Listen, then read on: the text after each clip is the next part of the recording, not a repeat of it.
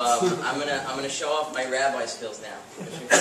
See what a rabbi does. A rabbi in his sermon, he introduces a lot of floating ideas over the course of the sermon. Like that's interesting, that's interesting. What do they all have to do with each other? And at the end, the rabbi wraps up like, whoa, unbelievable. So when I came here, I had no idea what I was going to say. So I listened to everybody's speech. I said, okay, now I'm going to title this guy. Okay. The Navi in Zechariah says in Perek Zayin, it's very interesting. There's a story over there of a Shiloh that comes from Bavel. I sent this over to some people on Sunday. You'll forgive me if you heard it already. He sends a Shiloh. Zechariah is living in Eretz Yisrael, he's a Navi. He's the prophet. And a halachic Shiloh comes from Bavel. They send all the way to Eretz Yisrael to hear the answer. Here's the Shiloh. It's Perek Zayin. They asked Zechariah. Little context. This is at the time that the second Beis HaMikdash was just rebuilt. Okay? 70 years after the destruction of the first Beis HaMikdash, the second Beis HaMikdash was just rebuilt. So, in comes the Shiloh. Hey Zechariah, now that the second Beis HaMikdash is rebuilt, do we still have to fast on Tisha B'Av? Do we still have to fast on some Gedalia? Or, are we done with all that? Right? I mean, it's the Mikdash, so we're holding in the Geula in it, right? So we could stop with all that fasting stuff, right? So what do you think Zechariah's answer is? Of course he answers with fire and brimstone. He says, you fools, what is it that you think you're doing when you're fasting? You think that God is feeling a little heavy, so he tells us if you just fast, I would feel a little thinner. It'll help me out over here. And all the mitzvahs that involve eating, and God's hungry, and he's saying, I'm hungry guys, just eat, and vicariously I'll feel a little better. None of this stuff is for God. You missed the point. The point of the fasting is tshuva. So Zechariah asks a question like a good Jew. He answers a question with a question. I have a question for you. Did you do tshuva? Did you do tshuva? You asked me, do you have to fast? My question, did you do tshuva? Well, guess what? I have a simon for you that you didn't. Because you're there. You're in Bavel, right? You're not here? You're sending me the shot from over there. So it must be that we're not holding in the Geula. It must be that you haven't done tshuva. It must be that the second Beis HaMikdash, although it's nice, as Mel Brooks said in a famous film, which will remain unnamed, paraphrasing, the Beis HaMikdash is buckets. I found it in a Cracker Jack box. Meaning, it's nice, it's external, it's an external trapping, but it's only a symbol. The question is, what fills it? Is it filled with holiness? Are you you're fasting, but are you filled with a spirit of a broken heart? Obviously not. You missed the point. He says your question just shows that you missed the point, and we might be looking at a long goals. I'll tell you a true story. This is a story happened to me. So that's how I know it's true. Sometimes you hear stories like, that really happened. This one really happened.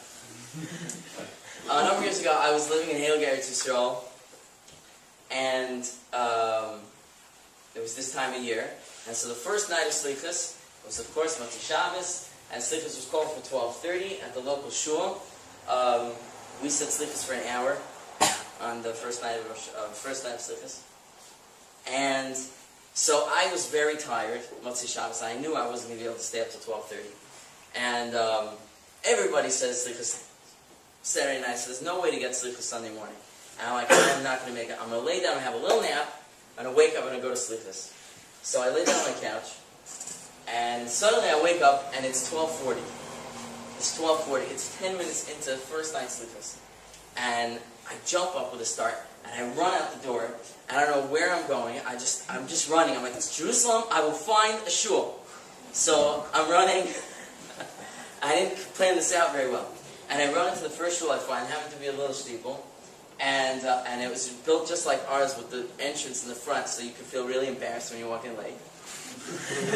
And I run in, and it's the first night of sleep. It's like everybody can make it to the first night of sleep. They even make it at night. Because you're already up. You don't have to get up early for it.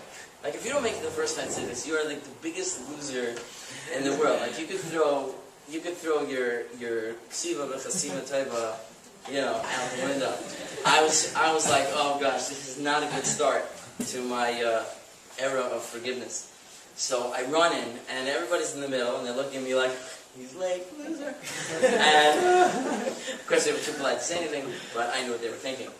So I come in, and I realized I left without my slichus book. Now, thank God our shtiebel has extra slichus, but some shtiebels don't, and this was one of them. And I was looking for a slichus book, and nobody has one. I'm like, I'm late, I don't have a slichus book. And I start going over to people, is there an extra book, man? Is there an extra book? Extra? They're like, oh, okay. So it's already a quarter to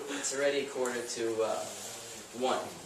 And so someone's like, why don't you try the next shul? I'm like, okay. Run out the door.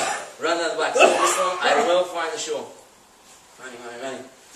Find the shul. This is a big one. Okay? It's actually, if you know it, it's called Chafetz Chaim. It's on Rehov Zevin in the holy neighborhood of Neve Yaakov.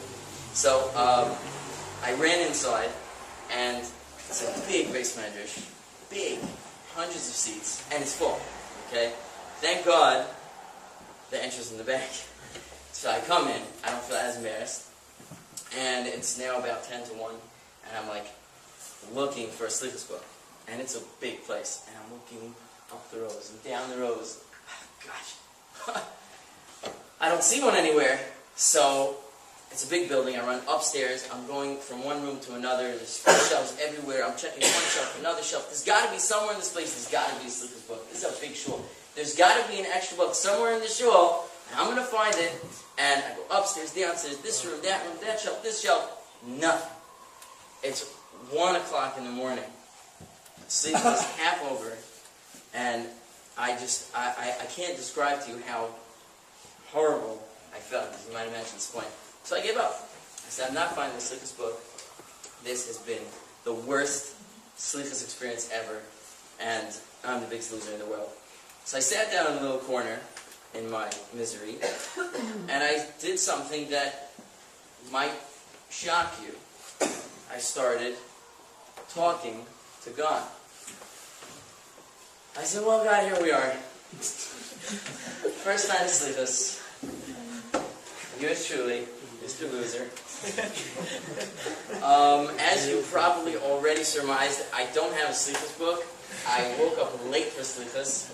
I know you're probably not too happy with me right now. But I don't know what else to do. Look, I'm going to try something. I'm going to walk into this base medrash that's full of people saying slichus with their slichus books. And I'm going to stand there like an idiot, not knowing the words and not saying anything. But when they get to Hashem, Hashem, that I know. That I'll say with them. Everything else, I'm just going to stand there looking stupid and being very embarrassed. And all I can say to you, God, is that I hope that you will accept my broken heart as my slichus. And with that, I stood up, and I walked in through the back doors of the base medrash. And as I did, I noticed in this back row, there was one empty stender. This was a full base medrash a minute ago. There's one empty stender. On this stender is a slichus book. Okay, I'm thinking, I'm going to walk over slowly to this slichus book, and I'm going to wait for someone to politely tell me that I'm in their spot. But it doesn't hurt to try. So I walk over to the slichus book. I walk over to the stender. I didn't break it. And nobody stopped me. There's a guy on my right, there's a guy on my left. They're slichusing away. And I said to myself, I'm going to pick up the slichus book, and I'm going to wait for somebody's hand to swat my hand away. Get off my slichus book. I'm trying to do tshuva over here. So I pick it up, and I wait for the knock, and it doesn't come. So I decide cautiously I will open it up, and I'll see, maybe it's the shul's, or maybe it's private, it'll have a name in it. And if it does, it's not who it belongs to. I open the cover, and it's private. There's a name inside. I read the name. Rabbi Mollot. That's my handwriting. That's my phone number.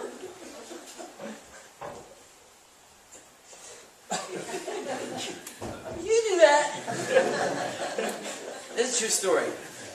I can tell you that there was never a moment that I felt more connected to God than that moment.